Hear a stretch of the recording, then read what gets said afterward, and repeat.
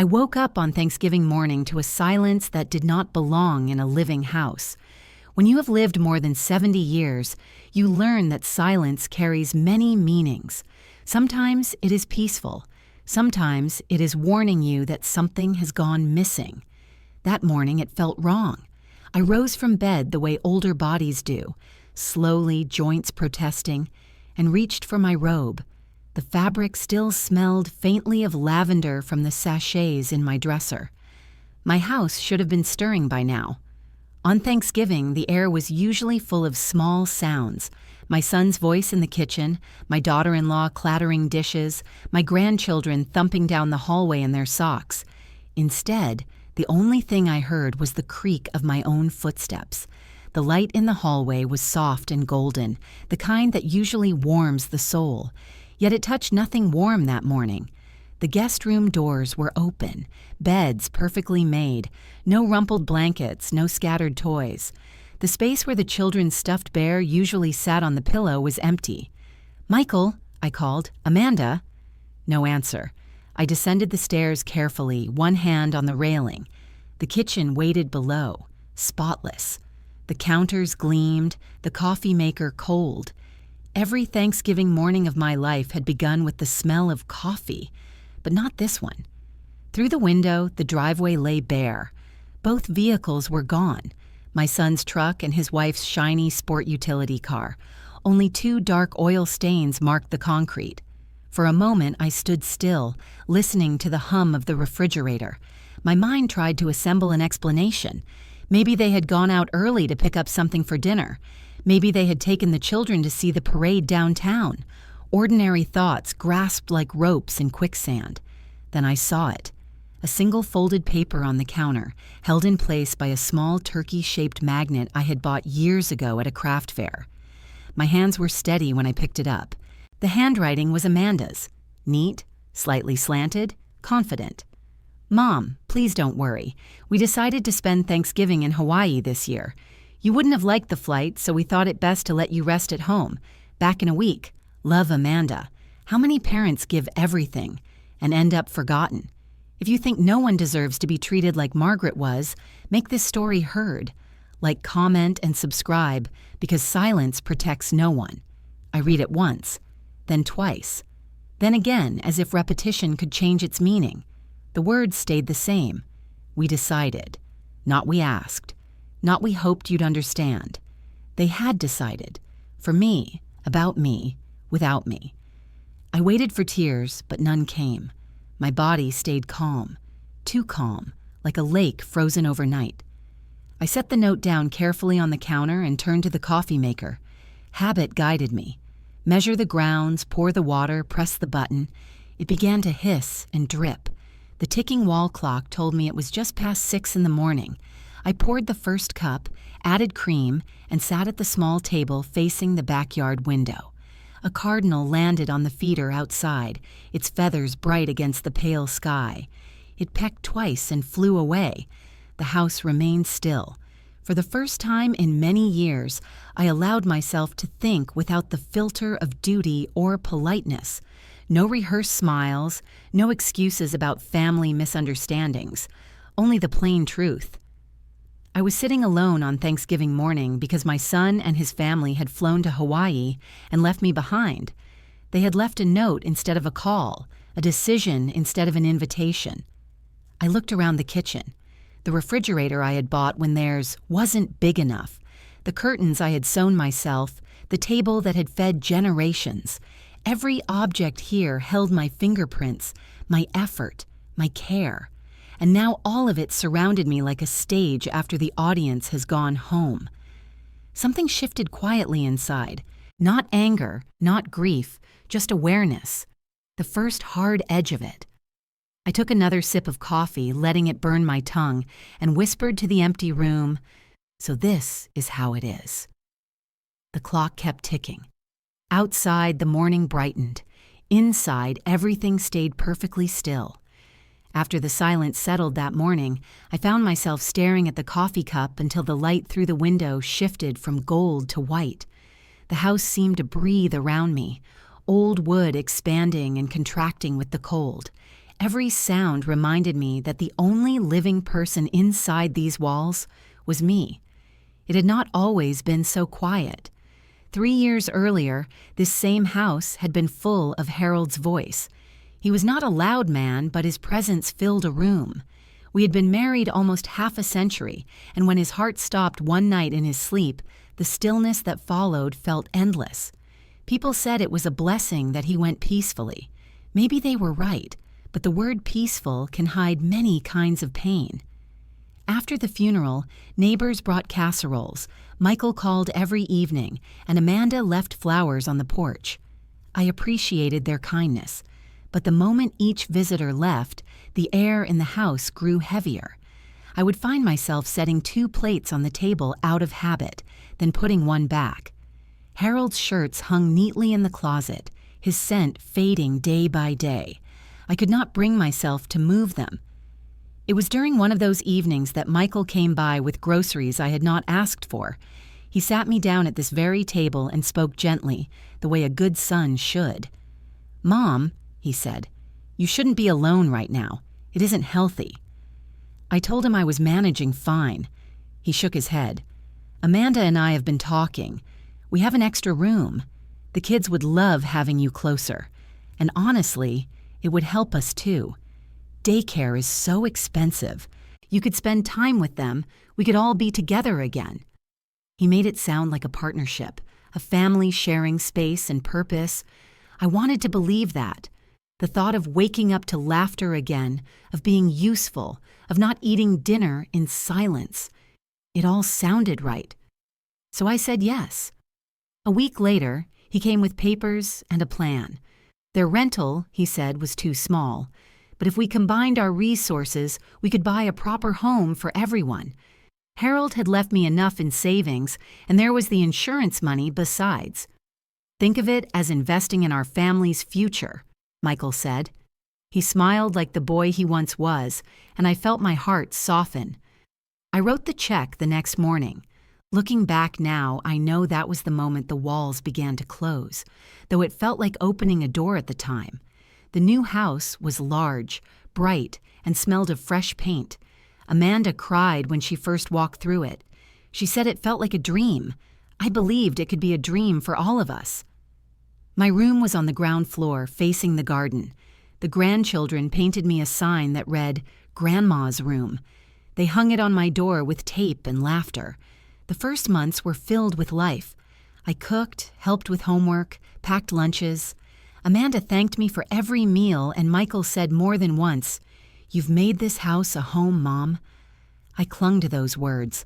Whenever something broke, I replaced it. When Amanda's old washing machine rattled to its last breath, I bought a new one. When Michael mentioned the electric bill was too high, I quietly began covering it.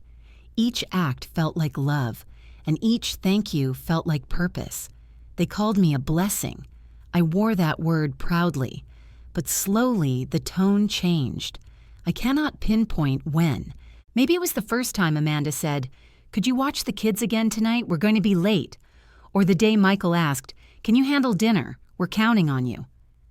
Those words, "we're counting on you," grew heavier each time they were spoken. When I once mentioned visiting my old friend Dorothy, Amanda's smile stiffened. "Who will take care of the children?" she asked. It was not a question, not really. It was a quiet rule, one that did not need to be spoken again. By the second year, I had become part of the furniture, reliable, invisible, always there. My savings thinned, and the word blessing stopped being said aloud. Then one spring evening, I overheard Amanda talking on the phone in the hallway. I had gone to bed early with a cold, but the door was ajar. Her voice carried clearly. "She means well," Amanda was saying, "but everything has to be done her way. We can't ask her to leave. Michael would never forgive himself. Besides, she pays for so much. The bills, the kids. Honestly, her money, not her." There was a pause, then laughter, soft and tired. "Sometimes I just want my house back," she added. I lay still, eyes open to the dark. The words settled over me like frost. Her money, not her. The next morning, Amanda acted as though nothing had happened, and so did I. I smiled, cooked breakfast, folded laundry, but inside, something delicate had cracked. In the months that followed, I noticed more. Plans made without me, rooms redecorated without asking, my name fading from the story of the house I had paid for. When I sat at that same kitchen table on Thanksgiving morning and found her note, I understood what I had refused to see. Love built on convenience is not love at all. I finished my coffee and looked around the spotless kitchen. For the first time, I saw it clearly. Not as home, but as evidence. Every appliance, every curtain, every piece of comfort had come from me. And as that realization settled, another followed close behind. I had given everything quietly. Now it was time to take something back. That Thanksgiving morning stretched endlessly, the clock hands moving, but the air in the house remaining still. I did not cry and I did not rage. I simply thought. The note on the counter sat under that silly turkey magnet like a flag of surrender I had never agreed to raise.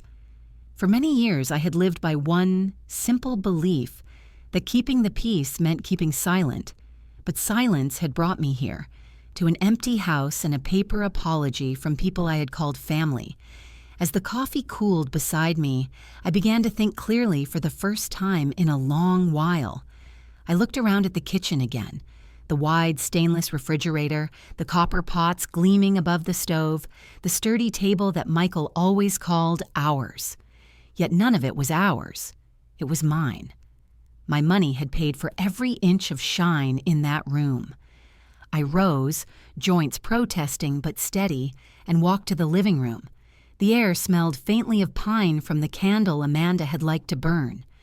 Morning light spilled across the floor, revealing tiny dust motes floating in the air. The house looked beautiful, exactly as she wanted it. Too beautiful to feel alive. The television Harold would have hated hung on the wall, enormous and glossy. The cream sofa beneath it looked like something from a magazine, modern, elegant, and painfully uncomfortable. The cushions still held the faint imprint of small bodies that had bounced there days ago. Every piece of furniture whispered the same truth, paid for by me. I said the words aloud, testing their weight. It's all mine anyway. The sound startled me at first, then settled in my chest like an anchor. I went to my bedroom, opened the nightstand, and took out the blue folder Harold used to tease me about. He had called it my paper fortress. Inside were neat rows of receipts, each labeled and dated. Years of orderliness now lined up as quiet witnesses. The television, the refrigerator, the washing machine, the check for the house itself, written in my careful hand, each paper a piece of my labor and my trust. I sat on the bed and flipped through them, slowly, page after page. In each line of ink I saw the same pattern: love offered, gratitude received, and then taken for granted. Yet as I read, anger did not rise. Something calmer did, a cold, methodical resolve. When Harold was alive, he used to say, if you want to change a situation, start by knowing exactly what belongs to you. He meant it as advice for life, but that morning, I heard it differently. I reached for my phone on the dresser. I rarely used it for more than weather updates and brief calls with Dorothy, but my fingers remembered how to search. I typed moving company near me and waited for the results to load. Names scrolled by. I chose one described as family-owned and professional. That sounded right. The call connected on the third ring. Good morning, Prestige Moving Services. How can I help you? Good morning, I said evenly. I need to schedule a move for tomorrow, if possible. A pause. Tomorrow is Thanksgiving, ma'am. We work holidays, but there's an extra fee. That's fine. I'll pay whatever it costs. The man hesitated, probably expecting me to cancel. Instead, I gave him my address, my name, and told him it would be a full house move. Everything that belongs to me, I said, and even through the line I could feel his confusion. But he simply answered, we can be there by 8 in the morning, Mrs. Patterson. That works beautifully. When I ended the call, the house felt different. Not heavier, not lighter, just waiting. I went to my desk, pulled out a pad of paper, and wrote at the top, "Items to move." Then, one by one, I began listing everything that was mine. The television, the sofa, the armchair with the stiff cushions, the refrigerator that gleamed too bright, the copper pots Amanda loved, the washer and dryer, the lawnmower, the patio furniture, the blender she used every morning for her green drinks. Each name I wrote felt like reclaiming a small piece of myself. By midday, the list filled 3 pages. I set my pen down and rubbed the ache from my fingers. The sunlight through the blinds cut thin stripes across my papers. I could hear a bird outside, one short, repeated call, and for some reason, it steadied me. I rose and went to the kitchen again. The refrigerator hummed behind me. I opened the pantry and saw the ingredients I had bought for pies. 3 cans of pumpkin puree, a bag of flour, a row of spices lined like soldiers. I smiled faintly. Perhaps I would bake one after all, not for anyone else, but for myself. I set to work. The motions were muscle memory, measuring, mixing, rolling dough. My hands moved surely, unhurried. The smell of cinnamon and nutmeg filled the air. When the pie went into the oven, I cleaned the counter and sat at the table, listening to the faint ticking of the clock. The pie baked golden, its crust rising just right. When it was done, I cut one slice while it was still warm. The flavor was perfect, sweet, spiced, familiar. I ate slowly, and with each bite, the house felt a little less like a prison and a little more like a place being left behind. As evening came, I packed what few personal things I had kept truly mine: my photographs, Harold's watch, a small jewelry box, and the blue folder. The rest would go tomorrow. I stood at the window as the sky darkened, the scent of baked pumpkins still lingering in the air. The driveway outside was empty, but I imagined it filled with headlights and strong young hands lifting my belongings into a truck. It did not feel like loss. It felt like preparation. Before bed, I took one last look at the note on the counter. "You wouldn't have liked the flight." The arrogance of that line made me almost laugh. Perhaps they were right. I would not have liked the flight to Hawaii. I would prefer the quiet flight toward freedom.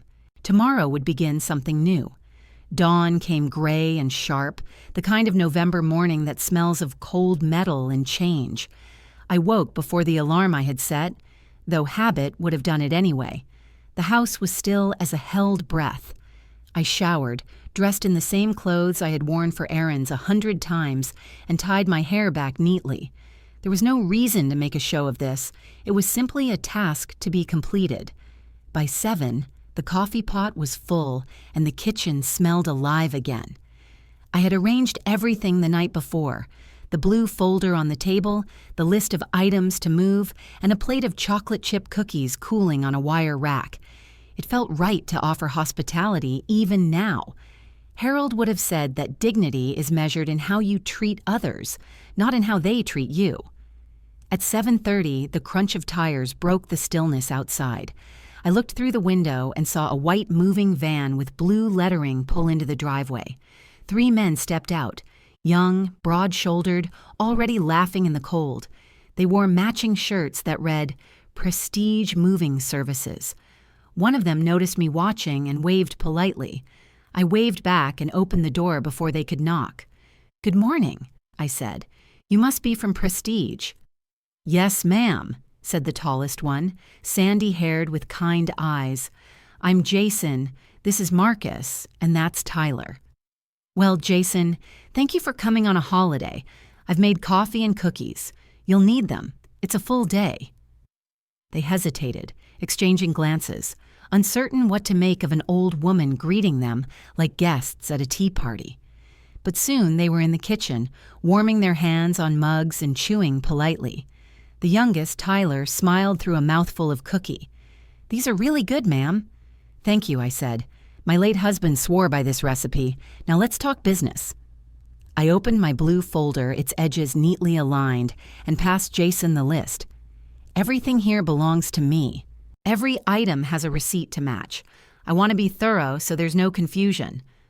Jason blinked, scanning the pages. "This is..." Quite a lot of furniture and appliances. I know, I've been generous, I said evenly, but it's time they came home with me. He read a few more lines, then looked at me directly. Understood, ma'am. Where are we taking them? I gave him the address of the storage unit I had rented earlier that morning, just in case the apartment I wanted was not yet ready. We'll deliver there today, then move it again once my new place is set. I like things organized. Jason nodded, professional again. We'll start with the living room. I watched them wrap the large television in thick blankets, tape it carefully, and carry it through the front door. The sound of their boots echoed on the porch. Then came the sofa, the side tables, the lamps. Each thud of movement felt like the release of something that had been pressing on my chest for years. I sat in the one chair I was not taking, marking each item off my list. Kitchen next? Jason asked when the living room was bare. Yes, please, I said. Refrigerator, microwave, the espresso machine, and the copper pots. Leave the food. They'll figure it out. Tyler opened the refrigerator and froze. Ma'am, there's a lot of food in here. I know, I said, smiling slightly. That's their concern now. He nodded awkwardly and began removing the contents. The smell of cold leftovers filled the air. The refrigerator rolled away on its small wheels, leaving a dark rectangle on the tile. The counters, once cluttered with gadgets, were suddenly clean again. The room looked like a blank canvas waiting for a new painting. By mid-morning, the bedrooms followed. My dresser, my bed, my linens, the washer and dryer from the laundry room, the vacuum cleaner I had bought just last spring. The house began to echo as furniture disappeared, each empty space ringing faintly when footsteps crossed it. The young men worked steadily, their breath fogging in the chill air. When the clock struck noon, I called a break.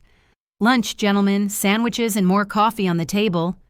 They laughed, grateful for the rest, and sat cross-legged on the bare floor to eat. Jason looked around, chewing thoughtfully. You're handling this better than most people on moving day. I suppose I've had practice letting go, I said, but this isn't letting go, not really. It's taking back what's mine. He studied me for a moment, then nodded. Fair enough. By early afternoon, the truck was full. The living room stood empty except for the chair I sat in, the same one Harold used to read his newspaper from. I left it there intentionally, like a witness to the day. Dust swirled in the sunlight where paintings had hung. The kitchen counters gleamed bare. The silence returned, but it was not the same silence that had greeted me that morning. This one was clean, honest. Before leaving, I walked through each room one last time. No goodbyes, no sentimentality, just a calm acknowledgement of what had been. In the kitchen, Amanda's note still rested beneath the turkey magnet. I left it there, beside the stack of bills that had arrived that morning. I had already called each company to transfer the accounts into Michael's name. He would discover that soon enough. From my purse, I took a thin red ribbon, the kind used for wrapping gifts. I tied the house keys together with a small, neat bow and placed them beside the note. The metal gleamed against the countertop. Ready when you are, ma'am, Jason said from the doorway. Just a moment. I looked around once more. The empty walls, the square shadows where furniture had been, the open space breathing quiet. Then I picked up my folder, slid it under my arm, and walked toward the door. Jason held it open as I stepped into the crisp November air. The sky was a pale, endless blue. I turned the key in the lock one final time. The click sounded final, not like loss, but like closure. Where to, ma'am? Jason asked gently. I gave him the address of the senior living complex I had chosen weeks ago, though I had not told anyone. Then I got into my car. The moving truck rumbled behind me as we pulled away.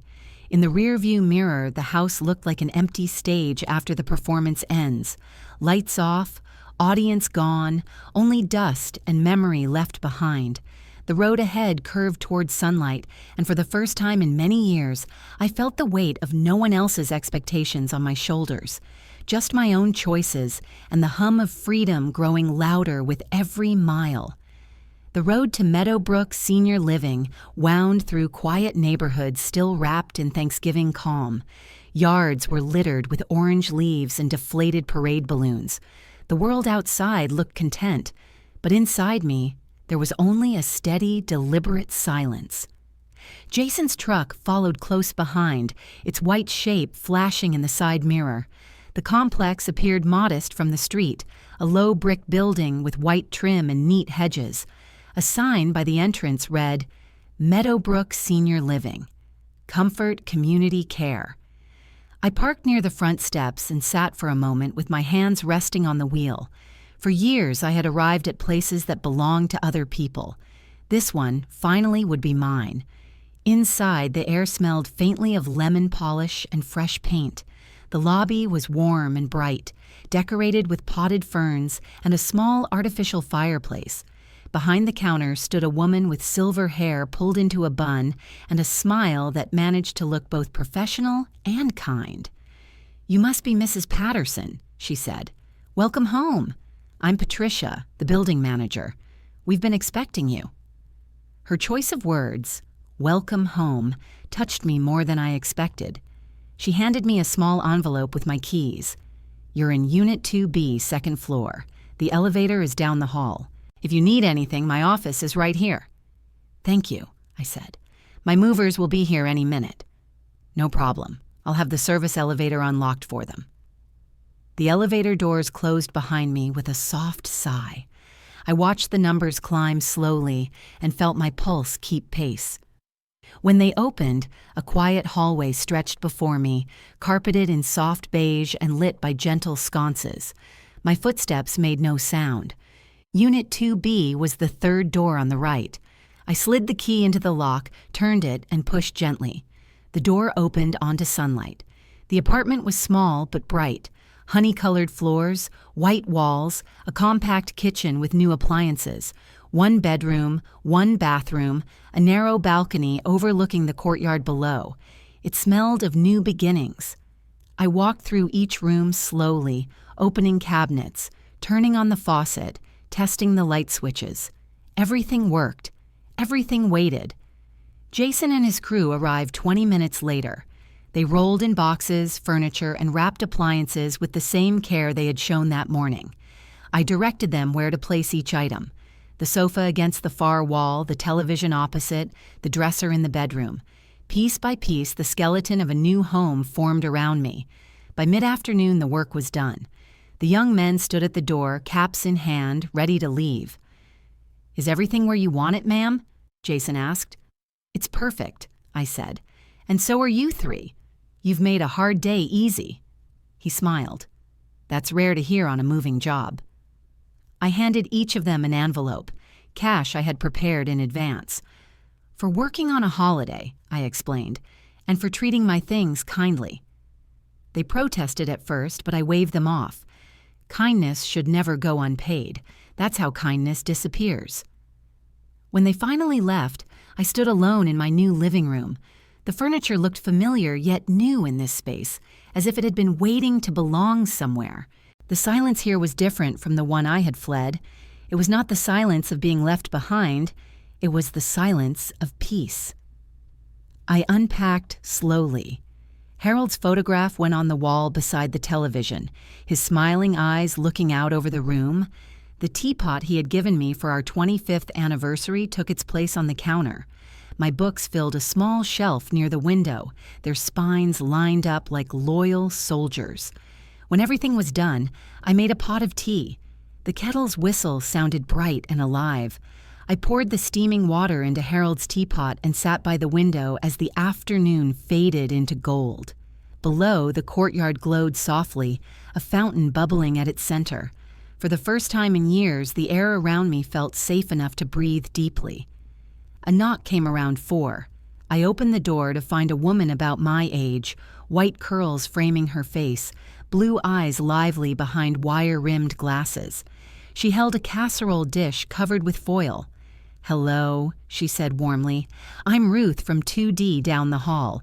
Patricia mentioned you were moving in today, and I thought you might appreciate something hot for dinner." I blinked at her kindness, the genuine sort that expects nothing in return. "That's very thoughtful. Please come in." She stepped inside, glancing around approvingly. "You've already got the place looking homey. That's a gift." "Thank you," I said. "Would you like some tea?" "I'd love some." We sat at my small kitchen table while the casserole steamed between us. She told me about the building, the book club on Tuesdays, the garden plots out back, the Friday night movie screenings in the community room. "It's a good group of people," she said. "Everyone looks out for each other, but no one pries. You'll fit right in." I listened, nodding. The sound of her voice filled the small apartment in a way that felt right, not overwhelming, not demanding, just human. When she left, promising to return later in the week, I warmed her casserole, chicken and rice, simple and perfect. I ate it on the sofa, watching the sunset paint the walls pink and gold. Outside, a few early Christmas lights flickered on. I washed my dish, dried it carefully, and set it aside. Then I made another cup of tea, took it to the balcony, and sat under the deepening sky. The air was crisp, but not cold, the kind of evening that whispers quiet promises. Somewhere below, water splashed softly in the fountain. My phone buzzed faintly on the counter inside. I ignored it. For now, it could wait. Whatever voices it carried were part of a world I had stepped out of. I lifted my cup and whispered toward Harold's photograph inside the room. "We did it, love. We're home." The words drifted into the night like steam. For the first time in 3 years, I did not feel like someone's obligation. I felt whole.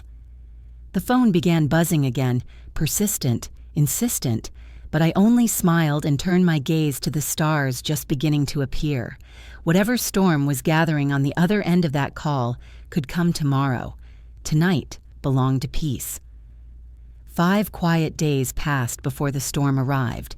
In those days, life in my new apartment settled into rhythm, simple, predictable, and clean. I woke early, made coffee, and watched light pour through the windows. Sometimes Ruth stopped by with muffins or small gossip from down the hall.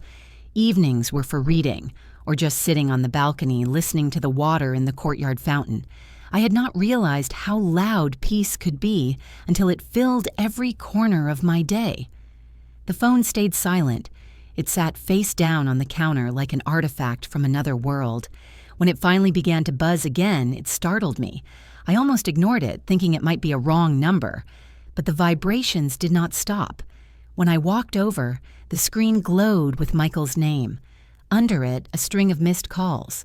Amanda, then Michael again, then an unfamiliar number. I turned the sound off, carried the phone to the table, and continued drinking my tea. By evening, there were 18 missed calls. Curiosity eventually outweighed restraint. I opened the messages. The first one came from Amanda, sent that afternoon. "Mom, we just got home. Where are you? Please call us." The next, 10 minutes later. "Mom, this isn't funny. Something's happened to the house. Call me right now." Then Michael's messages began, shorter and sharper. "Mom, please answer. The house was robbed. Everything's gone. We need to talk to you immediately. Mom, are you safe?" I stared at the words without emotion. The same fingers that had left me a note now begged for a reply. I scrolled down through their panic, feeling only calm. There were voicemails, too, 7 of them. I pressed play and set the phone on speaker. Amanda's voice came first, high and frantic. "Mom, oh my God, where are you? We came home and the house is empty. Someone took everything, the TV, the furniture, even the refrigerator. We're calling the police. Please call us back." Then Michael's voice, low and strained. "Mom, it's me. Something's happened. Call me as soon as you get this. It's important." Each message sounded more desperate than the last. Amanda sobbed through hers. Michael's grew sharp, demanding, confused. "Where are you? What do you know?" When the last one ended, the apartment was silent again except for the hum of the heater. I finished my tea and opened the security app on my phone, the same home system Michael had installed 2 years earlier and never removed my access from. The account was still active. I scrolled back to that afternoon to the timestamp around 3:40. Then I pressed play. The front door opened. Amanda stepped inside first, dragging a suitcase. Sunlight hit her tan face, still glowing from vacation. She laughed at something behind her, turned and called to Michael. The children followed, bouncing with the careless energy of return. I watched the exact second Amanda entered the living room. Her laughter stopped. She froze, eyes widening. The suitcase handle slipped from her hand. Michael appeared behind her, his smile collapsing into confusion. "What the—" His voice came faintly through the speaker. "Where's everything?" Amanda took another step forward. "The couch, the TV, everything's gone." Michael ran past her toward the kitchen. A beat of silence, then his voice rose again, almost disbelieving. "Amanda, they took the refrigerator." The children started crying. Amanda's hands went to her face, her voice trembling as she said, "I'm calling 911. I watched her pull out her phone, watched Michael pace in circles, running both hands through his hair. He kept glancing around as though the furniture might somehow reappear if he just looked fast enough. From my sofa miles away, I sipped my tea and watched the scene unfold on the small, glowing screen. There was something distant and unreal about it, as though I were watching a play I had seen many times before and already knew the ending to. An hour later, a police car pulled into the driveway. 2 officers entered the frame, notebooks in hand. I could not hear their words clearly, but I could guess. "What was taken? When did you notice? Do you have any suspects?" Amanda gestured wildly at the empty walls. Michael's jaw clenched as he spoke, his eyes hard with confusion and anger. Their movements said everything their words did not. At one point, Michael lifted his hands and shouted something I could read from his lips. "The washer and dryer too?" He turned away, pacing. Amanda covered her face again. The officers scribbled notes, nodded, and finally walked back out to the car. Michael followed them halfway, still talking. Amanda sank to the floor, leaning against the bare wall where my sofa once stood. The children huddled near her, quiet now, as if sensing that no answer would make sense. I watched for a while longer until their movements slowed, exhaustion replacing panic. Michael sat down beside Amanda, both of them small and bewildered inside the hollow space they had called home. Then I closed the app. The living room around me glowed softly under a single lamp. My furniture, my appliances, my belongings, everything they had taken for granted, now filled this place warm and safe. Outside, the courtyard lights flickered on, casting gold reflections through the window. The phone buzzed again. I did not answer. I looked at Harold's photograph hanging on the wall and said quietly, "You were right, love. Sometimes you have to teach people the cost of what they take for free." I placed the phone face down on the table and opened my book. The story waiting inside was gentle, uneventful. I read until the noise in my head stilled completely. Tomorrow, I thought, they would call again. They might even arrive in person. Let them. I had spent years building walls of silence to keep peace. Now that same silence would protect me. 2 quiet days passed after the night I watched them panic on the camera feed. The phone kept buzzing through meals, through my walks, through the evenings when I painted small flowers on blank paper. I did not block the calls. I simply let them pass through the air like wind against a closed window. Every vibration reminded me that they were learning, at last, what absence feels like. By Friday afternoon, the knocking came. 3 precise raps on the door, firm, official, not angry but practiced. I turned off the stove where a grilled cheese sandwich was browning, wiped my hands, and walked calmly to answer. Through the peephole, I saw 2 men in uniform, one young, alert, his notebook already in hand, the other older, face-lined with years of polite disbelief. I opened the door and met their eyes without surprise. "Good afternoon, officers," I said evenly. "Can I help you?" The younger one spoke first. "Good afternoon, ma'am. Are you Mrs. Margaret Patterson?" "I am." "We're here regarding a report filed by your son, Mr. Michael Wright. He and his wife reported a large-scale theft from their residence. They mentioned you might have information." "I see." I stepped aside and gestured politely. Please, come in. The coffee's fresh." They exchanged a quick glance. The older man nodded. "That would be appreciated, thank you." They followed me into the living room. The space was tidy, warm, and filled with the scent of toasted bread. My sofa, the same one they claimed stolen, looked perfectly at home against the new wall. Sunlight filtered through the curtains Harold would have liked. Simple. No frills. The officer's eyes swept over everything, quietly registering details. I poured coffee into 2 mugs, added cream and sugar to a small dish, and set a plate of cookies between us. Then I sat opposite them, calm and upright. "Now," I said, "tell me what your report says." The older officer cleared his throat. "Your son and daughter-in-law returned from a vacation to find their home empty. Furniture, appliances, electronics, gone. They believe you may have arranged for the removal." "That's accurate," I said simply. The younger man blinked, pen hesitating over paper. "So you admit taking the items?" "I admit reclaiming my property." Silence hung for a beat before I stood and crossed to the desk. I returned with the blue folder, thick with receipts, and placed it on the coffee table. "Everything you see here," I said, tapping the folder, "was purchased by me. The television, the furniture, the refrigerator, the washer, the dryer, the blender, every single item, with documentation and matching payments. I moved them to my new residence. That is the home you are sitting in now." The older officer opened the folder, flipping through the pages slowly. I watched his face shift from skepticism to quiet respect. He read aloud a line from one of the receipts. 65-inch television purchased December of last year. Name, Margaret Patterson. He turned another page. Sofa set, $3,000, refrigerator, $2,800, washer and dryer set. He looked up. "You have proof for everything." "I always keep proof," I said. "My husband believed in records. He used to tell me that order is a kind of armor." The younger officer still seemed uncertain. "But these items were inside your son's house." "For 3 years, yes. I lived there, paid half the mortgage, covered the utilities, and purchased every major item. When they left for vacation, I decided to move. I took what was mine. I informed all service providers of the address change. Nothing unlawful was done."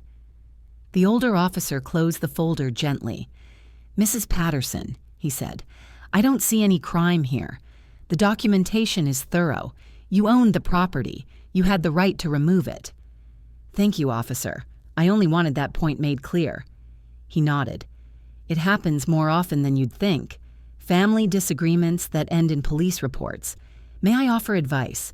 If they continue to contact or harass you, call us directly." He took out a card and placed it on the table. "I appreciate that." We were interrupted by raised voices echoing down the hallway. 2 I recognized instantly, Amanda and Michael. Their steps quickened, the sound of desperation growing louder. The elevator doors opened, and there they were. Michael flushed red, Amanda's eyes wild. They saw the officers first. "Did you talk to her?" Amanda demanded. "Did she tell you what she did?" The older officer straightened. "We have, ma'am." "She stole everything," Michael shouted. "Our house is empty. She took—" The officer lifted a calm hand. "Sir, your mother has presented receipts proving she purchased all the items in question. Legally, they are hers." Amanda's mouth fell open. "That can't be right. They were in our house." "Ownership is determined by payment," the officer said. "Her documentation is clear." Michael's shoulders sagged, anger collapsing into disbelief. "So she gets away with it?" "There's nothing to get away with," the officer replied. "No theft occurred." Amanda turned to me, eyes burning. "How could you do this to us? To your own family?" I looked at her evenly. "The same way you left me on Thanksgiving morning, with a note on the counter." For a moment, no one spoke. Even the hallway air felt frozen. The officers exchanged glances, then one of them stepped toward the elevator. "This is a family matter now. We're closing our part of it." They nodded politely to me, then departed, leaving the three of us in the open doorway. Michael's voice broke the silence first. "Mom, please, we can talk about this. You didn't have to." "I did," I said. "You made sure of that." Amanda opened her mouth, but no sound came. I could see the recognition dawning, the understanding that for the first time I had drawn a line and stepped behind it. "I hope you enjoyed Hawaii," I said quietly and closed the door. Inside, the apartment hummed softly. My heart beat steady, not from triumph, not from revenge, but from something simpler: peace, enforced by truth. I poured another cup of coffee and sat down in the same chair they had occupied moments ago. The blue folder lay closed on the table, its job complete. Outside the window, the afternoon light softened. I thought of Harold and whispered, "It's settled, love." The kettle clicked on behind me and the scent of coffee rose again, steady and warm. For the first time in many years, there was nothing left to explain. The weekend passed in a strange, weightless calm. I walked in the courtyard every morning, exchanged nods with neighbors, and tried to ignore the way my mind kept circling back to that final moment at the door. Amanda's open mouth, Michael's eyes flickering between guilt and anger. For years, I had accepted the idea that keeping peace required surrender. Now, peace was something I owned, and it came at a price neither of them understood. On Monday, a letter slid beneath my door.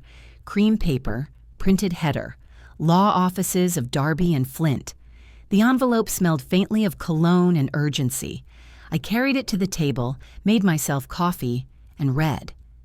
"Dear Mrs. Patterson, our clients, Mr. Michael Wright and Mrs. Amanda Wright, intend to pursue civil action regarding the removal of property from their residence.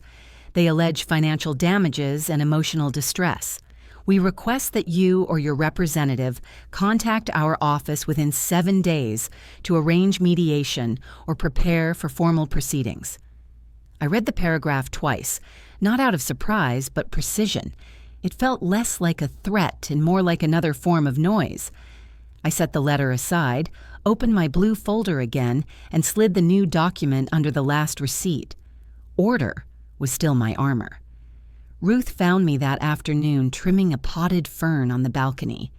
"You have that look," she said, "the one people get right before they decide to rearrange their whole life." "Not quite that dramatic," I answered. "Just a letter from the past knocking on the door again." She frowned. "From your family?" "Yes, they're suing me." She blinked, then laughed in disbelief. "For what?" "For taking what was already mine." Ruth set down her watering can and pulled out a chair. "Then you'll win," she said simply. "People like that always count on you being too tired to fight." Her words landed gently but firm, like a hand on the shoulder. I smiled. "I'm not tired anymore." 3 weeks later, I found myself walking into the county courthouse. The building smelled of paper and cold air. I wore Harold's gray coat, the one he used for board meetings. It still fit perfectly. My attorney, a quiet woman named Clara Dunn, met me near the metal detector. She was younger than my son by a decade, but carried herself with steady confidence. "Morning, Mrs. Patterson," she said. "I've reviewed everything you sent. It's airtight." "I like things that way," I said. We entered the courtroom. Amanda and Michael sat at the plaintiff's table, whispering furiously to a man in a dark suit who looked perpetually annoyed. Amanda's nails tapped the table in nervous rhythm. Michael avoided my gaze. For a moment, I almost felt the ghost of old affection stir, but only for a moment. The judge entered, a woman with sharp eyes and an efficient voice.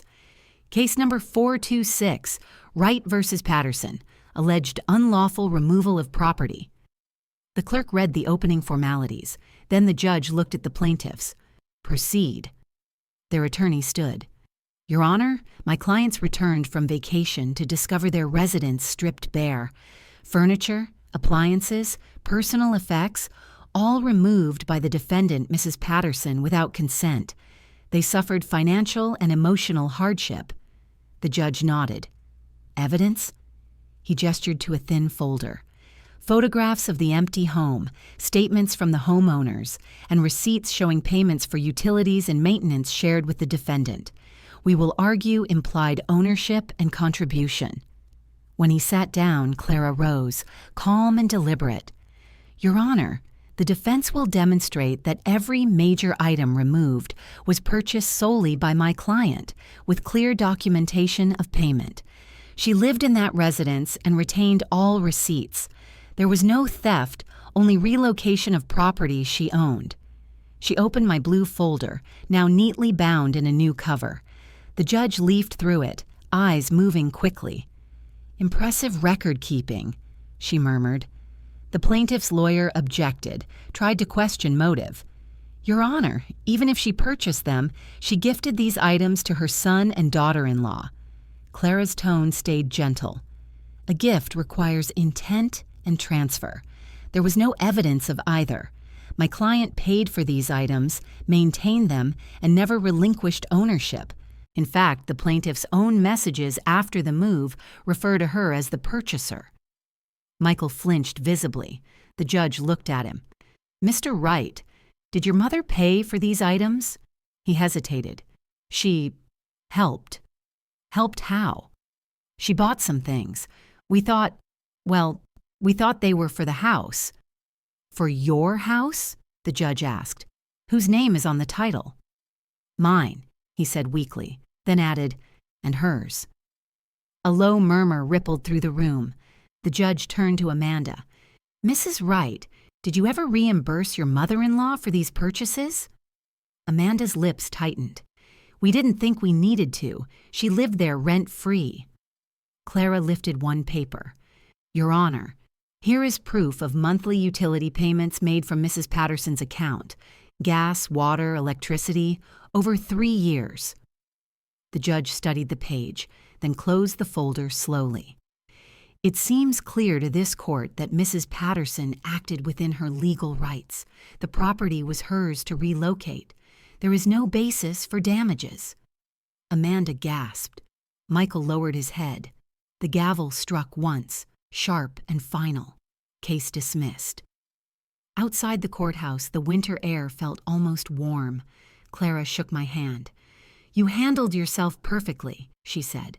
Would you like me to file an order blocking future claims? That won't be necessary, I said. They've already lost what mattered most. She nodded, understanding, and left. I walked slowly to my car. The sky hung low and pale, but the sunlight broke through just enough to touch the windshield. In that thin brightness, I could almost hear Harold's voice again. Soft, steady, proud. Back at Meadowbrook, Ruth met me at the elevator. Well, she asked, hands on her hips. Dismissed. She grinned. Knew it. Come on, we're celebrating. Potluck night downstairs. Bring that smile. I laughed quietly. The sound felt strange but good. Maybe I'll bring cookies instead. That night, I baked a batch and carried them to the community room. Laughter and the faint sound of old music filled the air. The neighbors cheered when they heard the story, not for revenge, but for justice neatly done. I sat among them, drinking tea and letting the chatter wash over me. When I returned to my apartment, I looked around at the life I had rebuilt, small, tidy, undeniably mine. The blue folder rested on the shelf beside Harold's photograph. I touched its spine and whispered, "Case closed." Outside, the courtyard lights flickered softly. Somewhere beyond those walls, Michael and Amanda were learning how silence feels when no one else fills it. I turned off the lamp, content to let the night be quiet. Winter deepened, wrapping the town in gray mornings and early dusk. Inside Meadowbrook, time softened its edges. Days passed in small patterns. Morning tea, a walk through the courtyard, a chat with Ruth about the stubborn squirrels that raided the bird feeders. Life shrank to quiet details, and I liked it that way. The world beyond my small apartment could roar and rage as much as it pleased. I had built a space where noise could not reach. It was late January when the doorbell rang again. The tone was hesitant this time, not official, not urgent. I had been reading by the window, a soft blanket around my legs. When I opened the door, Michael stood there, hands deep in his coat pockets, eyes red from cold or maybe from something older. For a moment, neither of us spoke. The hallway light caught the thin scar above his eyebrow, the one he got climbing a fence when he was 8. Memory tugged at me before I pushed it aside. "Mom," he said finally, "can I come in?" I stepped back, letting him pass. He looked around the apartment slowly, eyes landing on the familiar furniture, the sofa, the lamp, the teapot on the counter. "Looks good here," he said quietly. "Feels like you." "It is," I answered. "Tea?" He nodded, sitting down on the edge of the sofa as though afraid to crease it. I boiled water, moving calmly, giving him time to find words. When I returned, he was staring at the photograph of Harold on the wall. "I miss him," he said. "He'd know what to do." I placed the cup before him. "He'd tell you to speak honestly and not dodge the truth." Michael gave a small, rueful smile. "He would." He looked down at his hands.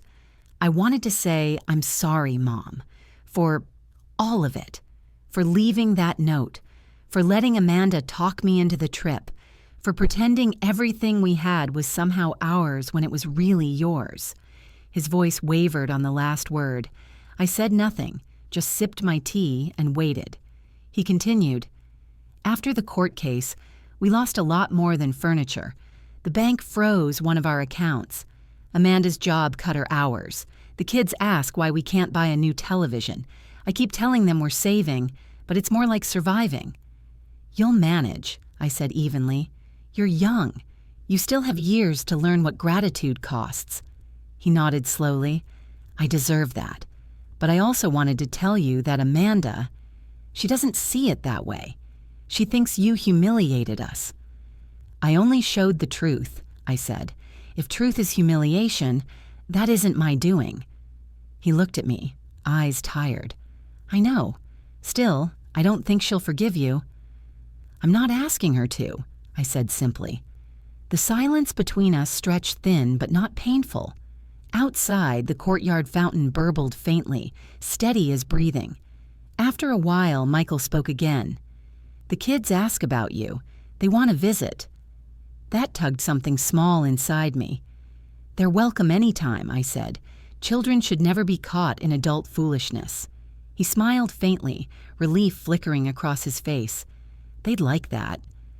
When he stood to leave, I walked him to the door. "Michael," I said softly. He turned. "Don't let pride ruin what can still be repaired." He looked at me, understanding.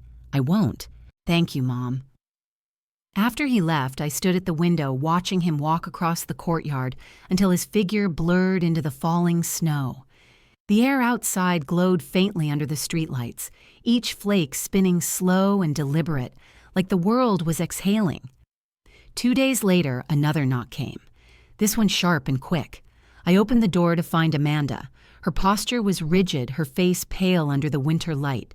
She wore a long coat, her hands gripping the strap of her purse like a weapon. "We need to talk," she said, stepping inside before I could answer. "Then talk," I said. Her eyes swept the room. "You took everything, Margaret.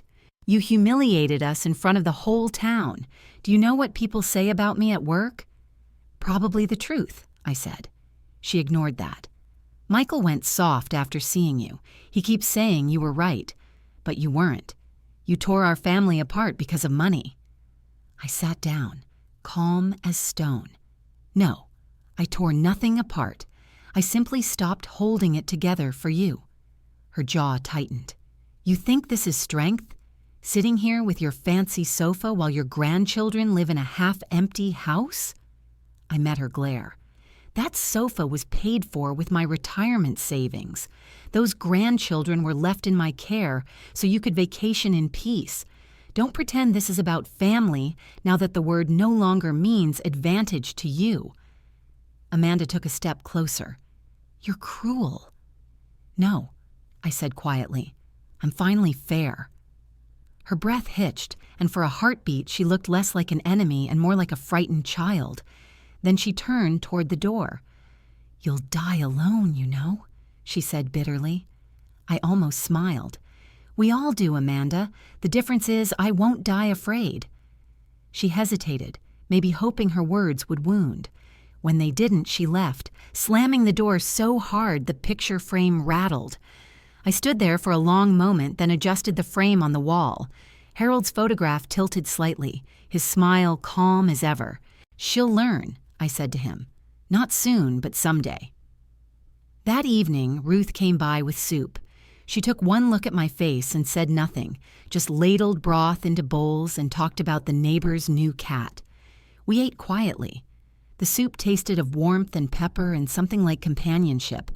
When she left, I sat by the window again. The snow had stopped. Streetlights reflected off the ice, turning the world silver. Somewhere out there, Amanda's anger would keep her warm for a night or two. But warmth built on fury always fades. Mine was steadier, earned, deliberate. I looked around the room, the furniture, the quiet order, and realized that forgiveness does not always mean reunion. Sometimes it means peace that no one else can touch. I whispered to the stillness, "I forgive them both. I just won't forget." The words felt final. I closed the curtains, turned off the light, and let the dark rest easy. Spring crept into Meadowbrook like a polite guest, first with soft rain, then with small bursts of green breaking through the soil around the courtyard. The air carried that faint sweetness that comes only after snow has melted away. Inside my apartment, life moved at its steady rhythm. Tea in the morning, reading at noon, conversations with Ruth that drifted between laughter and silence as easily as clouds moved across the sky. It had been nearly 2 months since Amanda's visit. I had heard nothing from her since, and that silence was its own kind of peace. But one afternoon, as I sat on the balcony trimming the fern, I saw 3 figures at the gate. 2 small, 1 taller. My grandchildren. A girl and a boy, both bundled in light jackets, clutching a paper bag. Behind them stood Michael, watching nervously as if unsure he'd made the right choice. When they spotted me, they waved, their smiles wide and familiar. I rose quickly, surprised by the strength that returned to my knees, and called down, "Up here, darlings!" Their laughter floated up like a sound I'd forgotten I could miss. Moments later, they stood at my door, cheeks flushed from running. I opened it, and they barreled into me, arms tight around my waist. The boy smelled of grass and sugar. The girl had glitter in her hair. "Grandma, we brought you cookies," she announced, holding up the paper bag like a trophy. Michael stood behind them, hands shoved deep in his pockets. "They insisted," he said. I smiled. "Then they have good instincts. Come in, all of you." The children rushed inside, exploring like travelers rediscovering a homeland. "Hey, that's our old couch," the boy said, bouncing on it before I could stop him. "It used to be everyone's couch," I said gently. "Now it's ours again." Michael sat down slowly, watching his kids with something between guilt and relief. "They talk about you all the time," he said. "Amanda still doesn't want them to visit, but I couldn't keep them away forever." "I'm glad you didn't," I said. We shared tea. For me, real. For them, warm milk with honey. The children told me stories of school plays and soccer practice, of their cat who refused to use the new litter box. Their voices filled the apartment like sunlight. I listened, nodding, feeling something inside me stretch open again. When they finished their cookies, I brought out a small box from the cabinet. Inside were watercolor sets and thick paper. "Your grandfather used to paint with me," I said. "Would you like to try?" They did. Soon the kitchen table was a battlefield of color. Blues spilling into greens, yellows blooming like small suns. The boy painted a house with a bright red door.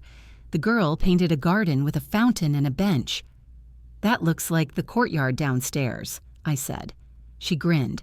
"That's you sitting on the bench. I made your hair gray because you said you don't dye it." Michael laughed softly. "Accurate," he said. For the first time in years, the laughter sounded like family instead of obligation. When evening came, I packed the rest of the cookies for them to take home. At the door, the children hugged me again. "Can we come back next weekend?" the girl asked. "You can come whenever your father brings you," I said, and meant it. After they left, the apartment felt full rather than empty. Their laughter still clung to the air, like music echoing after the final note. That night, I couldn't sleep, not from sadness, from something gentler. I lay in bed thinking of how easily joy could return when guilt stepped aside. Harold's photo watched from the dresser. "You'd have spoiled them rotten," I whispered, "and Amanda would have blamed you for it." The next morning, I found a note slipped under my door. It was written in a familiar, uneven scrawl. Amanda's. "Margaret, I don't expect forgiveness, but thank you for letting the kids visit. They came home happier than I've seen them in months. Maybe someday we can start over. A." I read it twice, feeling something shift. Not the brittle forgiveness of politeness, but something quieter, more real. I left the note on the counter, uncrumpled, and went about my day. Ruth appeared in the hallway around noon. "I saw your son leaving yesterday," she said. "Looked like the children were dragging him along." "They were," I said. "They reminded me what living feels like." She smiled. "You know, Margaret, you've changed since you moved here. When you first arrived, you looked like someone trying not to breathe too loudly. Now you look like someone who's found a rhythm again." "Maybe I have," I said. "Peace takes practice." Days turned into weeks, and the visits continued. The children came every Sunday. Sometimes Michael stayed, sometimes he only dropped them off and waited in the car. Each visit chipped away at the sharpness that had once filled my chest. I taught the children how to bake pies, how to fold paper cranes, how to keep secrets between generations. One afternoon, the girl asked, "Grandma, why don't you live with us anymore?"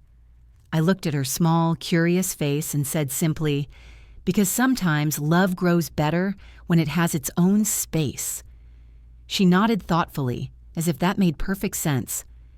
That night, when I closed my door after another visit, I realized that forgiveness was no longer a choice I had to make each morning. It had become something woven into the air, constant, quiet, unspoken. The life I had built was small, but it was steady. There were no raised voices, no guilt disguised as kindness, no endless giving that emptied me. Only stillness, tea, paint, laughter, and the slow return of dignity. And in that simplicity, I discovered that starting over does not mean forgetting what broke you. It means learning how to hold the lesson without letting it crush you. Outside, the first true warmth of spring brushed against the window. The courtyard trees had begun to bloom. I stood there for a while, watching petals drift down like snowflakes made of light. Inside, the kettle began to whistle. I turned toward it and thought, not for the first time, that peace, when finally earned, has its own sound. A quiet, steady hum that never demands applause.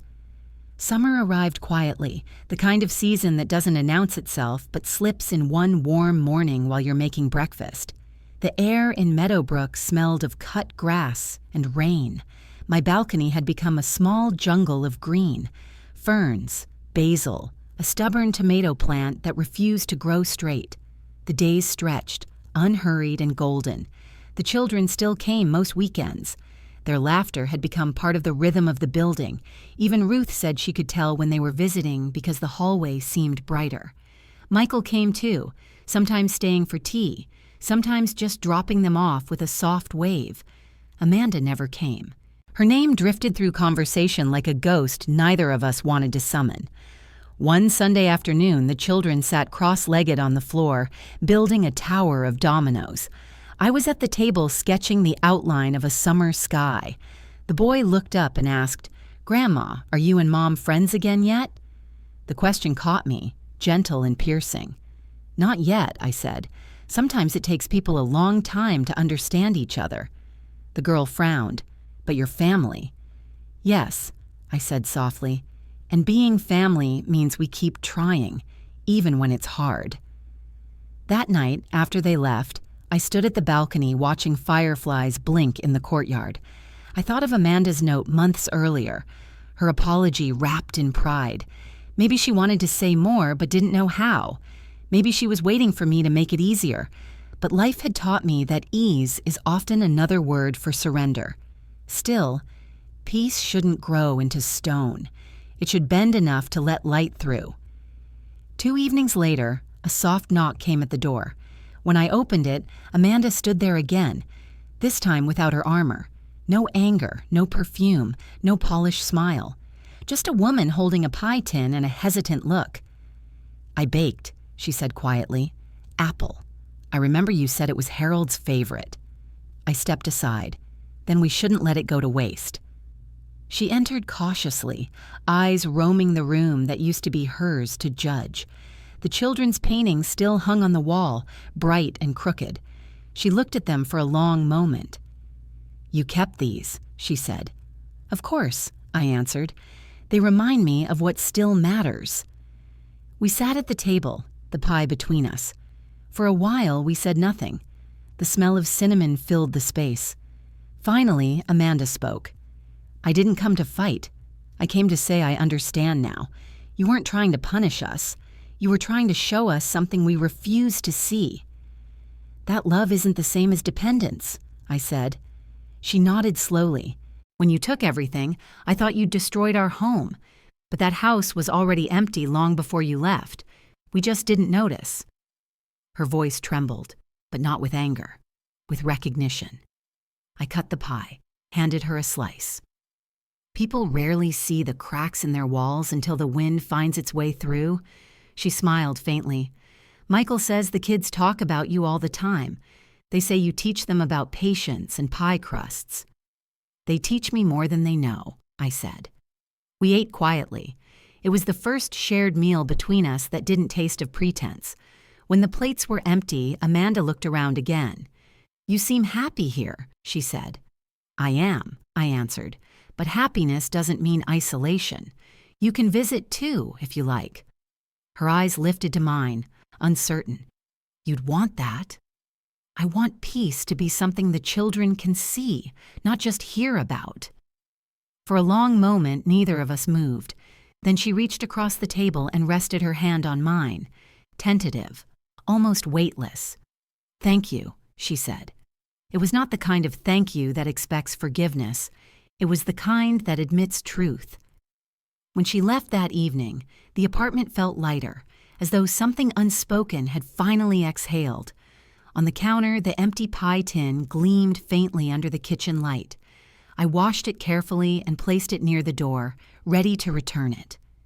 The next weekend, when Michael and the children arrived, Amanda came with them. She carried lemonade and a nervous smile. The children ran ahead, shouting that they wanted to paint again. And so we did. This time, Amanda joined us, laughing when her brush left a streak of blue across the table. The sound startled me. It had been years since I'd heard her laugh without bitterness. Later, when the children went outside to chase butterflies, Amanda lingered. "It's strange," she said, looking at the bright mess of paint.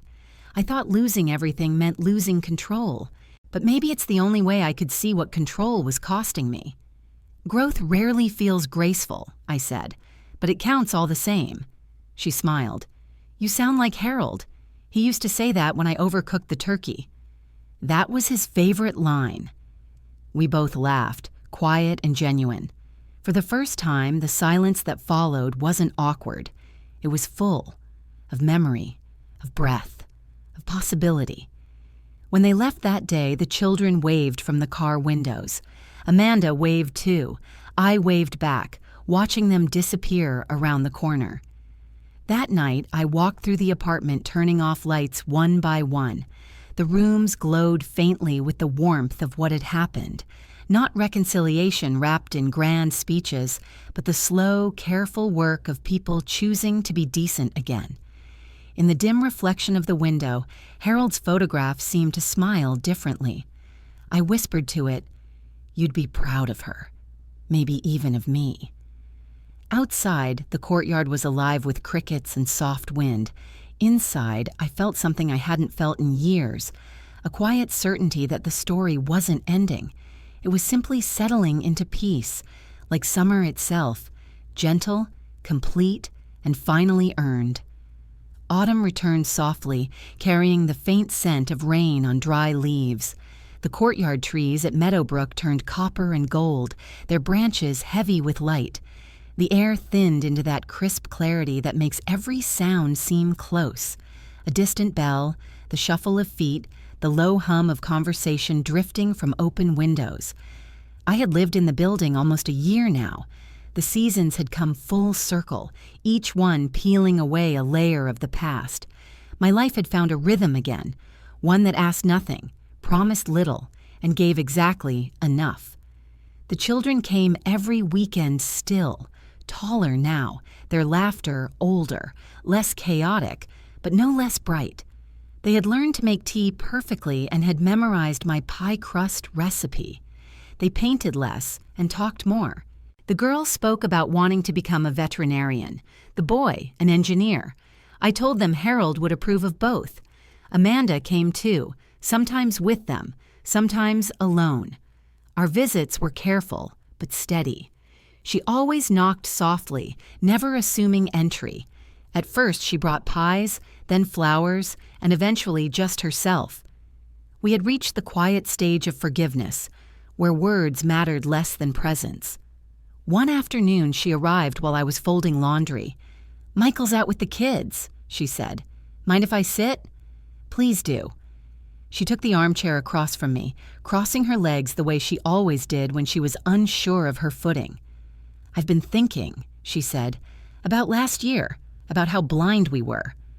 "Blindness isn't always chosen," I said, "but once the light hits, you're responsible for what you see." She nodded slowly. "It's strange. I used to think family was something automatic, like gravity. But it's really a series of decisions you keep making." "That's the truest thing you've said to me yet," I answered. She smiled faintly. "I didn't expect to find peace with you, Margaret, but I have. It's not the kind that makes everything perfect. It's the kind that stops the noise in your head." I set the folded towels aside. Peace is earned when pride finally gets tired. We talked a long time that day, about small things mostly. Her work, the children's school, how Michael was taking night classes in accounting. It was an ordinary conversation, the kind most people take for granted, but for us, it was something new. Two women sitting across a table with nothing left to prove. When she left, she hugged me for the first time in years. Not the polite, stiff kind of hug, but one that carried weight and tremor. "Thank you," she whispered, "for teaching me the hard way." "Hard lessons last longer," I said. That night, I opened my journal, a habit I had rebuilt slowly over the months. I wrote, "Family does not survive on love alone. It survives on the courage to rebuild trust, even when the past stands between you like glass." Outside, the wind stirred the trees, scattering a few early leaves across the courtyard. I sat for a while, listening to them scrape softly against the pavement. It sounded like time moving forward. Weeks passed. Thanksgiving approached again, the marker of a year since that quiet morning when I'd found myself alone in a house that wasn't mine anymore. The irony didn't sting this time. It simply reminded me how far life could bend when given room. A week before the holiday, Michael called. "Mom," he said, his voice careful, "the kids want us all to have dinner together this year, at our house, or your place if you prefer." "Whose idea was it?" I asked. "Both of theirs. They said we're overdue for a proper Thanksgiving." I could hear him smiling faintly through the phone. "Then let's make it here," I said. "Neutral ground." He laughed softly. "Amanda said you'd say that." When the day came, Meadowbrook's small common room became a makeshift dining hall. Ruth helped me arrange the tables and insisted on bringing her famous cranberry salad. The children decorated with paper leaves they had cut themselves. Michael roasted the turkey under my direction. Amanda mashed potatoes, and for once no one tried to prove who worked hardest. As we sat down to eat, a moment of quiet settled over the table. The children held hands and asked us to do the same. It felt strange at first, like borrowing a gesture from an older time. But when we did, warmth moved through the circle. Michael raised his glass of cider. To family, he said. The kind that doesn't quit, even when it should. We laughed, but it was the good kind of laughter, free of bitterness, full of truth. After dinner, when everyone had gone home and the room had fallen silent again, I stood by the window watching the courtyard lights shimmer across fallen leaves. The air smelled faintly of roasted turkey and apple pie. The echoes of conversation still lingered like perfume. I thought of Harold, of how proud he'd be that peace had returned to this family not by chance, but by decision. I touched his photograph, the glass cool under my fingers, and whispered, "You were right again, love. Sometimes letting go is the only way to bring people back." Outside, a breeze carried the scent of autumn through the open window. Inside, my heart felt steady and full. The silence that had once been emptiness was now something else entirely, the sound of a home finally at rest. Winter returned with quiet authority. The first snow came at night, covering the courtyard benches, the fountain, and the narrow path that looped between the buildings. When I woke, the world outside my window had turned white and still, like a paused breath. I stood for a long time watching the flakes drift down, each one dissolving into silence. The season no longer frightened me. A year ago, I would have felt the cold as loneliness. Now it felt like balance, proof that even stillness has purpose. Life in Meadowbrook slowed to winter pace. We spent evenings in the lounge playing cards or listening to the piano in the corner. Ruth had become my closest companion. She claimed we were partners in calm, which made me laugh. Sometimes she'd bring cocoa and stories about her late husband, and I'd share one about Harold in return. It wasn't grief anymore when we spoke their names. It was gratitude for having known someone worth missing. Michael and Amanda came regularly through the winter. The children decorated my apartment for Christmas, covering every available space with paper snowflakes and glittering stars. Amanda helped me hang a small wreath on the door. "No more empty houses," she said, and I saw in her eyes that the words carried more than decoration. We cooked together that holiday, me teaching her how to make Harold's favorite roast. She watched every motion carefully, as if learning a secret recipe for peace. At dinner, when we all sat down at the same table, the memory of last year felt distant, softened by laughter and candlelight. After the meal, Amanda pulled me aside near the kitchen. "I know I can't erase what happened," she said, "but I hope, in time, it'll be just another story we tell, one with a better ending." "It already has one," I said. "We're living it." In January, the snow deepened and the courtyard grew quieter. I found comfort in routine. Morning walks in the hallway for exercise, an afternoon spent teaching a watercolor class in the community room. It started with just Ruth and me, then grew as others joined. Soon, half the floor gathered each Thursday with brushes and cups of paint water. We painted trees, skies, portraits of long-gone pets. Someone joked that I'd started a rebellion against boredom. I told them that's exactly what it was. Sometimes, as I painted, I thought of Harold watching me from that small frame on my bookshelf. I liked to imagine him shaking his head, amused that I had turned solitude into a social club. "You always said order was armor," I whispered to him one night. "Turns out, joy is too." One morning near the end of February, Ruth knocked on my door carrying a folded newspaper. "You're in it," she said with a grin. She handed me the local section. There, between stories about weather and town meetings, was a small feature titled "The Woman Who Started Over at 70." The article told my story, or at least a polite version of it. It mentioned how a retired teacher had rebuilt her life, started an art group, and helped rekindle community spirit.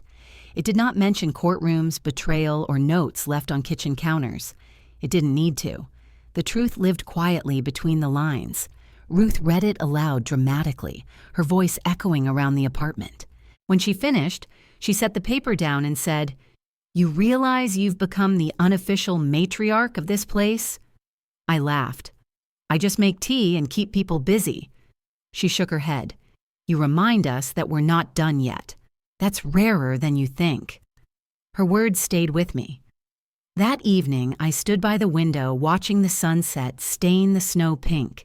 The idea of being a matriarch felt strange. I'd spent most of my life serving others quietly, fading into the background. But maybe the lesson of this late chapter was that visibility could be gentle, not loud. Maybe being seen wasn't arrogance.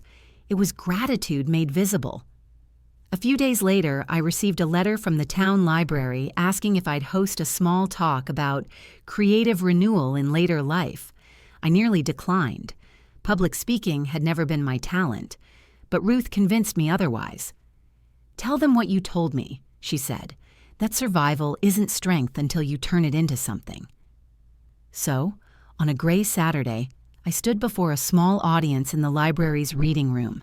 My hands trembled only once.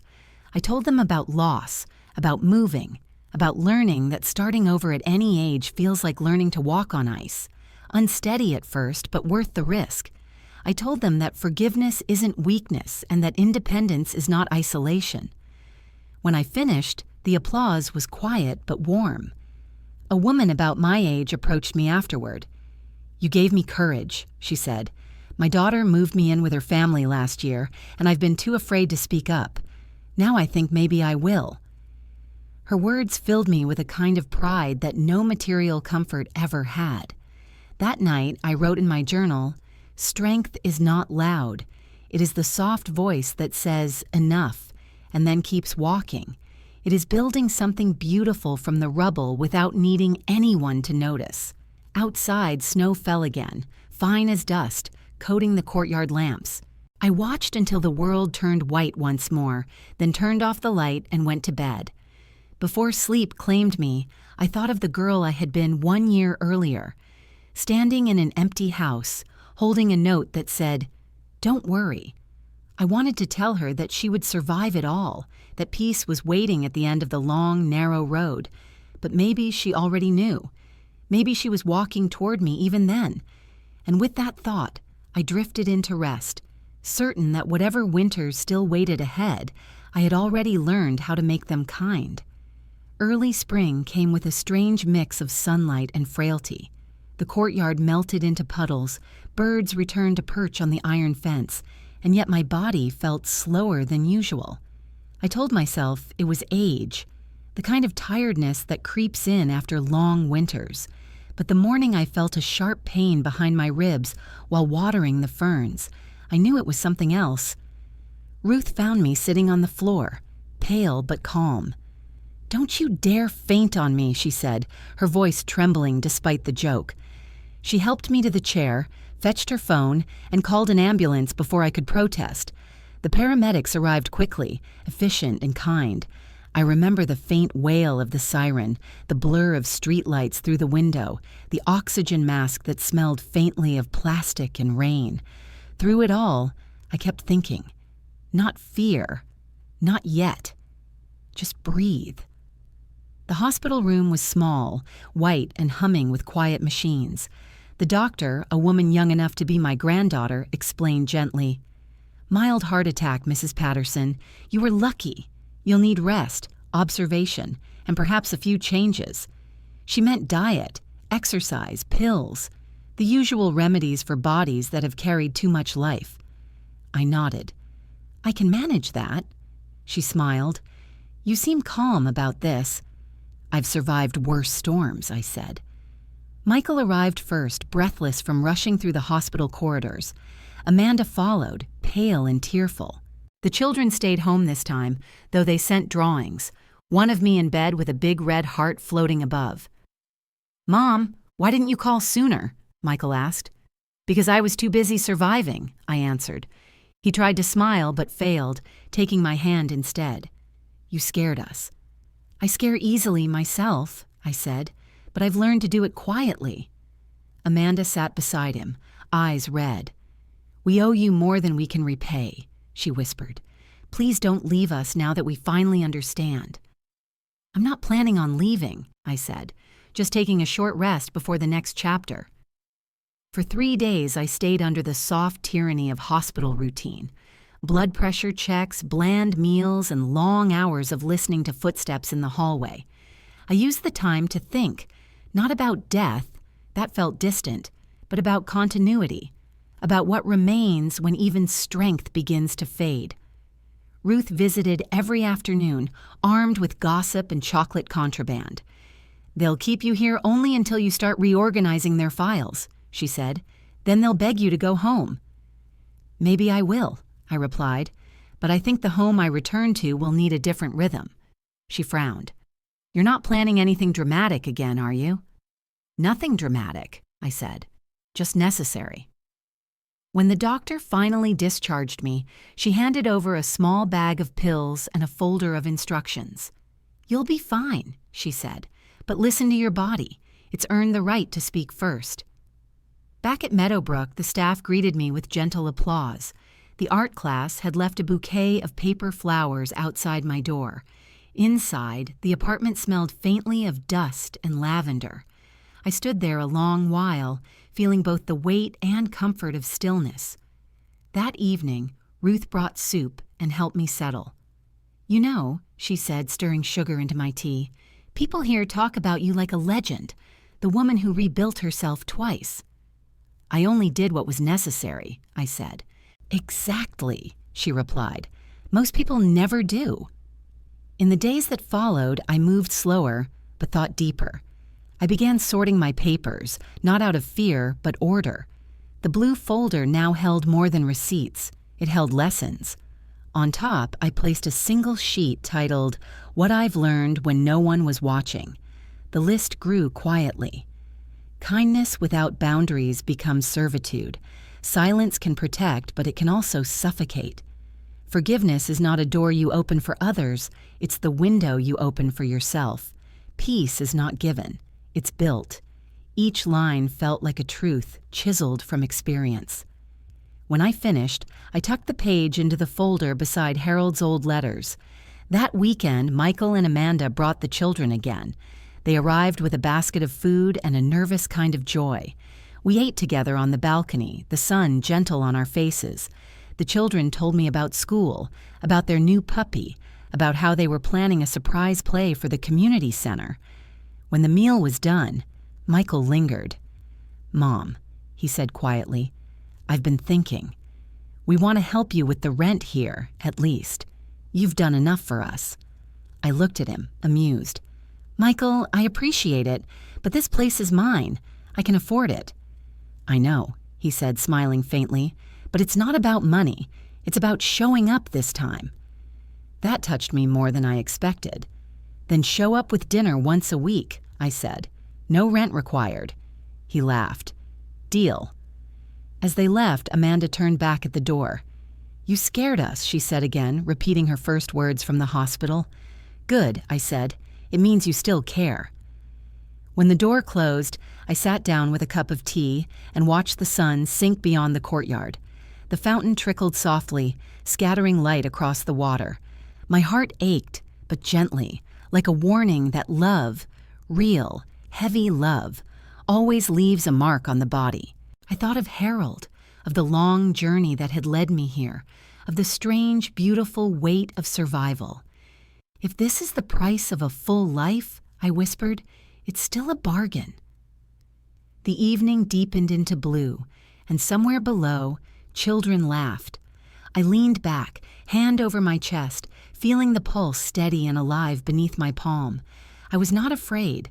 I was simply aware that every borrowed heartbeat was a reminder, not a countdown. The spring air smelled faintly of rain and lilacs, and the courtyard shimmered under morning light. Each new leaf seemed deliberate, as though the world itself had chosen to start again. I woke earlier these days, not from pain, but from purpose. The quiet hours before sunrise had become my favorite, the time when even memories held their breath. After my heart scare, I'd promised the doctor to slow down. I tried, but slowing down turned out to be another word for listening differently. I still walked the halls each morning, still taught painting once a week, still brewed tea for whoever wandered in with something to confess. Life had turned into a circle of small continuities, each one reminding me that endurance can be gentle. In late April, I began writing what I called the last lesson, Not because I felt the end coming, but because I wanted to leave a map behind. Something for Michael, for Amanda, for the children, for anyone who might one day wonder how to start over when the world forgets to make room for you. It wasn't a will or a diary. It was a conversation I wanted to have long after I was gone. The first page read, "If you are reading this, it means I've left something behind. Maybe furniture, maybe recipes, maybe silence. Whatever it is, I hope you treat it kindly. I have learned that possessions are only loud when love is missing. When love is present, even emptiness has its own voice." I wrote slowly, a few paragraphs each morning, shaping memories into instructions. I described the day Harold and I bought our first house, how he had fixed the leaky roof himself and said, "Everything worth keeping requires maintenance." I wrote about the winter I spent alone after he passed, the way the cold taught me that loneliness is just an unpracticed form of independence. And I wrote about Thanksgiving, the morning I found the note, the silence that followed, and how that silence became my first honest friend. Each line felt like sealing a truth into a bottle and setting it afloat toward whoever needed it next. Sometimes Ruth would stop by while I wrote. "Still working on your manifesto?" She'd tease. "It's not a manifesto," I'd say. "It's insurance, in case memory gets lazy." She'd laugh. "Then make sure you insure stubbornness, too. You've built quite a fortune in that." By early May, I had filled the notebook. The last page carried the words I hadn't said aloud to anyone. "Forgive me for being human, and forgive yourselves for the same. Everything else is small." I placed the book inside the blue folder, the one that had carried my receipts, my defenses, and my redemption, and slid it into the drawer under Harold's photo. I didn't label it. Some things should be discovered, not announced. The days lengthened, the air grew soft, and the fountain outside resumed its constant rhythm. Children from other apartments played in the courtyard, their laughter rising like birdsong. Life, I realized, had finally reached equilibrium, not happiness unbroken by sorrow, but harmony between both. One afternoon, Michael arrived alone. He carried a camera and looked both proud and shy. "I wanted to take your picture," he said. "For what purpose?" I asked. "For the living room wall. The kids said there's space between the two paintings you gave them. They think it should be filled with you." I smiled. "That's ambitious art direction." He laughed, setting up the camera by the window. "Just sit there. The light's perfect." I did as he asked. As he adjusted the lens, I studied him quietly. The gray in his hair, the calm that had finally settled into his face. He looked older, but steadier, like a man who had wrestled with shame and come out clean. "Ready," he said. "Then make sure you capture the truth," I told him. "This is the face of a woman who learned that peace isn't given. It's built, nail by nail, after everyone leaves the room." The camera clicked once. The sound felt final but not sad. He showed me the photo on the screen. My hands folded in my lap, light spilling across my shoulders, the faintest smile at the edge of my mouth. "It's perfect," he said softly. "No," I said. "It's honest. That's better." That evening, as twilight settled, Ruth knocked on the door with 2 cups of cocoa. "The whole building's talking about you again," she said. "Should I be alarmed?" "They're saying you make getting old look like an art form." "Then I'll charge admission," I said. She chuckled, handing me a cup. "You know, Margaret, most people spend their last years looking backward. You've somehow managed to make yours look forward." "I stopped waiting for endings," I said. "That's when stories finally begin to mean something." We sat in silence for a while, sipping cocoa as the courtyard lights flickered on. Somewhere below, the fountain splashed like a metronome, marking the slow passage of time. Later, after Ruth left, I walked through the apartment, turning off the lamps. Each room glowed for a second longer than expected, as if reluctant to go dark. I paused by the window, looking out at the quiet world, the same one that had once frightened me with its stillness. Now it felt like home. On the table lay a single unopened envelope, delivered earlier that day. It was from the library. Inside was a letter thanking me for my talk and inviting me to contribute to their Voices of Renewal collection, stories from those who had rebuilt their lives late in age. They wanted to archive my words, my art, my lessons. I smiled and whispered, "Well, Harold, it seems we've both become part of the furniture of history." The clock ticked softly. I closed the curtains, poured one last cup of tea, and sat in the quiet that had once terrified me. It no longer did. It felt earned. Outside, the fountain murmured in the dark, a small, steady sound, not an ending, but continuation. And in that sound, I finally understood that legacy isn't what you leave behind. It's what stays alive in those who watched you refuse to break. I raised my cup slightly toward the photograph on the wall. "To the peace we built," I said. Then I drank, content, as night gathered gently around everything I had reclaimed and remade. They used her, left her, and never expected her to rise again. If you've ever been underestimated, this story is yours. Show you're still standing. Like, comment, subscribe,